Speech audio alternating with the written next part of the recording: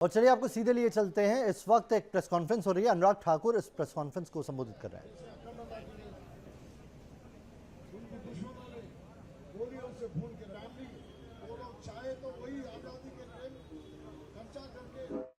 Operate in the phase 1? As I said, it will be for the cargo and for the passengers both. It will be a full airstrip with more than 3,000 meters airstrip. So any Boeing or the big aircrafts can land here, and for the cargo facilities you need big airports only. Here is a possibility in the phase 2 that you can expand it further. So there is enough land available, and it has been kept in the mind for the phase 2 and phase 3 that whatever capacity has to be increased, there is enough space, and equity could be increased at that time as well to increase the capacity. जी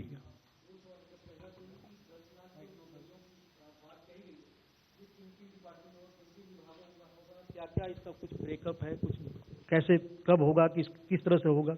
रविंदर जी, आपने अच्छा सवाल पूछा कि जो मोदी सरकार 10 लाख नौकरियां 18 महीने में देने वाली किन डिपार्टमेंट से होगा। ये सारे भारत सरकार के डिपार्टमेंट्स में जो पद खाली हैं उनमें भरने का इसको शुरुआत की जाएगी, और 18 महीने भी इसलिए रखा गया है कि इसको जल्द से जल्द सभी विभागों को निर्देश दिए गए कि जितनी जल्दी हो सके आपको भर्तियां शुरू करनी है। जैसे मैंने भी अपने डिपार्टमेंट में जाके वापस कितने रोजगार हमारे यहाँ पे खाली हो सकते हैं उनको भरने के लिए जानकारी जुटाकर और उसको आगे बढ़ने के लिए काम करेंगे। तो सभी मंत्रालय, सभी डिपार्टमेंट्स इसमें काम करने वाले हैं। और जहां तक एयरपोर्ट जी,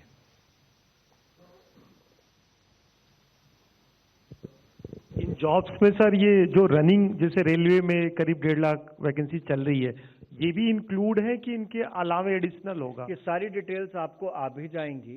जैसे मैंने कहा कि सभी विभाग और सभी डिपार्टमेंट्स की जब हम बात करते हैं और 10 लाख रोजगार देने की बात कर रहे हैं और 18 महीने के अंदर देने की बात कर रहे हैं, तो वो फोकस इसीलिए कि सभी डिपार्टमेंट्स में जो कमियां हैं, जो अभी खाली पद हैं, उनको जितनी जल्दी हो सके भरा जा सके। ये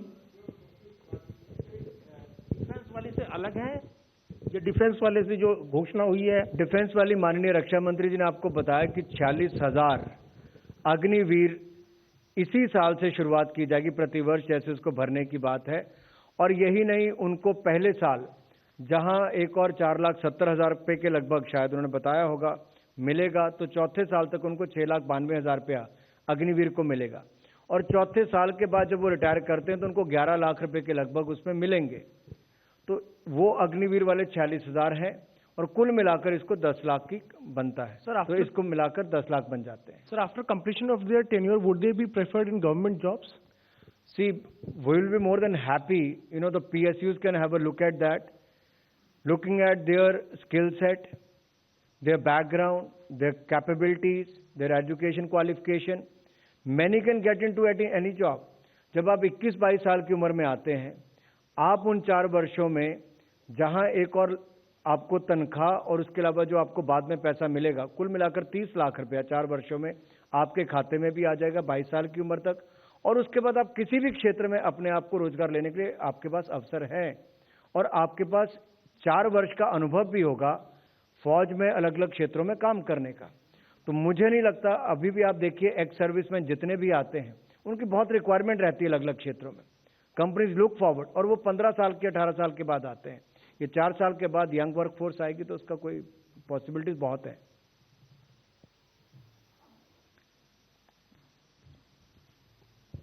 Sir, is there any data that in the last 8 years कितनी भर्तियां हुई है सेंट्रल गवर्नमेंट में? I don't have that off hand, but मैं ये बता सकता हूँ कितने ग्रीनफील्ड एयरपोर्ट पिछले 8 वर्षों में बने होंगे, क्योंकि इससे पहले अगर 2004 से 14 तक देखा जाए तो केवल 2 ही बने थे। अभी 8 बन के 2014 से 22 तक पूरे हो गए हैं और 13 और पाइपलाइन में वर्क इन प्रोग्रेस है। तो मोदी सरकार ने आकर एविएशन सेक्टर के लिए जितना तेजी से काम किया है, एक और उड़ान 1, उड़ान 2 बहुत सक्सेसफुल रही, तो दूसरी ओर ग्रीनफील्ड एयरपोर्ट बनाकर देश की जो रिक्वायरमेंट है कि हवाई चप्पल वाला भी हवाई जहाज पर जा सके, उसके लिए भी।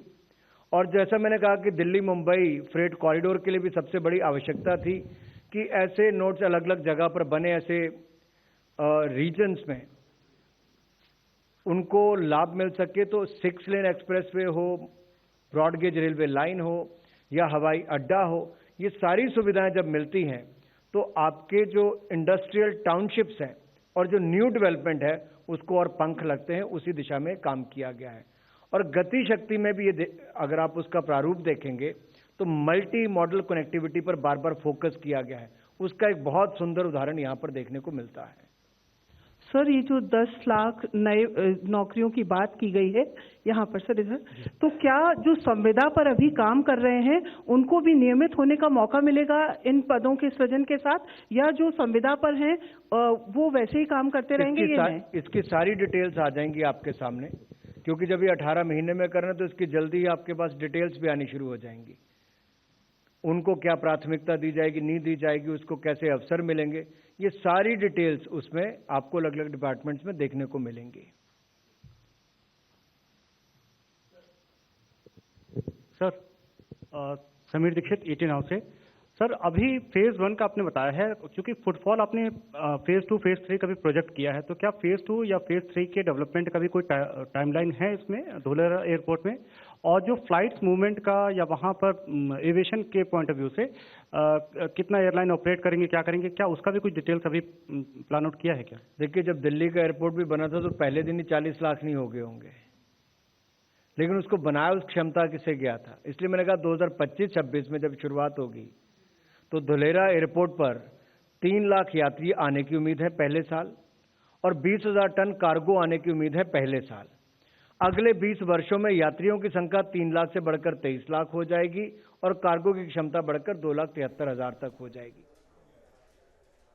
तो ग्रीन कॉरिडोर और हवाई पट्टियों की जानकारी दे रहे थे। साथ ही उन्होंने कहा कि पूरे सरकार में, केंद्र सरकार में अलग अलग मंत्रालयों में भर्ती लेके 18 महीने का टारगेट दिया गया है प्रधानमंत्री की तरफ से, और 10 लाख से ज्यादा भर्तियां निकालने की बात उन्होंने कही है। सेना में भर्ती के लिए किस तरह से अग्निपथ योजना की शुरुआत हुई है, आइए वो भी बता देते हैं। आज ये महत्वपूर्ण घोषणा की गई है।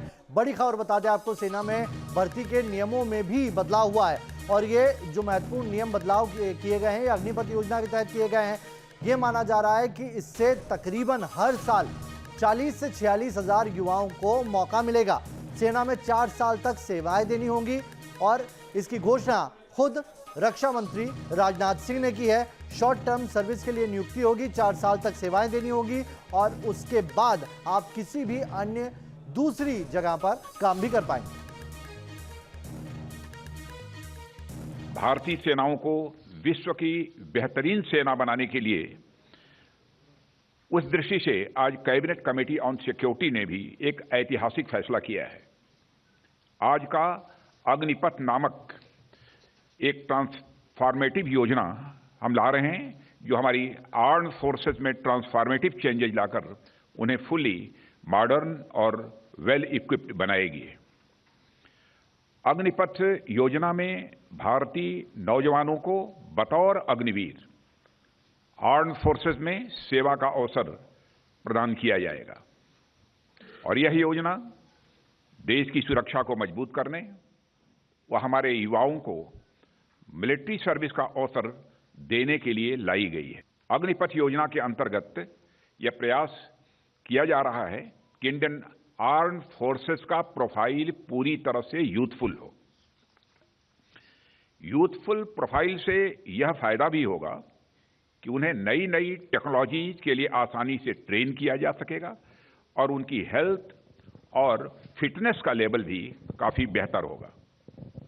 साथियों, इस अग्निपथ योजना से एम्प्लॉयमेंट अपॉर्चुनिटीज बढ़ेंगी, और अग्निवीर सेवा के दौरान अर्जित स्किल्स एवं एक्सपीरियंस उन्हें विभिन्न क्षेत्रों में एम्प्लॉयमेंट भी प्राप्त कराएगा, और इससे भारतीय अर्थव्यवस्था को भी हायर स्किल्ड वर्कफोर्स की उपलब्धता होगी, जो प्रोडक्टिविटी गेन और ओवरऑल जीडीपी ग्रोथ में सहायक होगी।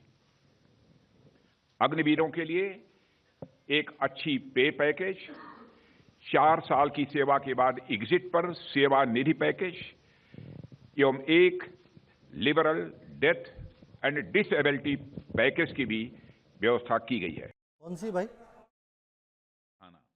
यह कई ऐसे महत्व तो सेना भर्ती में बड़े बदलाव की जानकारी दी रक्षा मंत्री राजनाथ सिंह ने। उन्होंने कहा कि ये जो अग्निपथ योजना शुरू की गई है, इससे न सिर्फ जो शॉर्ट टर्म सेवाएं होंगी उसका लाभ लिया जा सकेगा, बल्कि जो लोग इसमें आएंगे उनमें एक अनुशासन आएगा, वो ताउम्र फिट रहेंगे। और उसके अलावा जब आप आर्मी में काम करेंगे तो आपका पोर्टफोलियो स्ट्रांग होगा, आपको कहीं और नौकरी के लिए भी एक बड़ा जॉब प्रोफाइल आपके लिए खुला होगा, इंतजार कर रहा होगा।